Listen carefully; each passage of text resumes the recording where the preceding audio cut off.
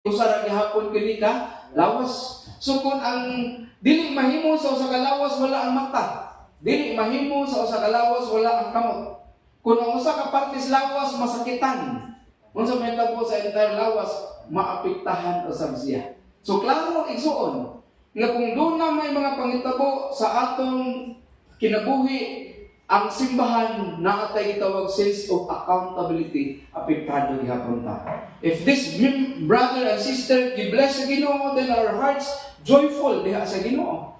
But if this certain brothers and sisters na problema na balatian, then the church will pray. No, ang simbahan magkahiusa, pag tinabangay in any way, aron lang gyud makatabang because we are in one body. Okay? Nasabtan na. That is why ang title na to karon makaigsuonan, the power of united in prayer. And why prayer? Ngano pagampo? Tungod kay ang tanan igsuon dak-o nato pinahagis pagampo. Unsa man ang problema, unsa naman ang struggle, unsa man ang kabalaka, unsa mga dealing ang atong agian. Makita nato igsuon nga ang pinaka kanang sword nato niini hinagiban way lalain maugit ang pagampo. That is why the ministry of prayer and fasting dako jud kayo kahimuan no natong tanan.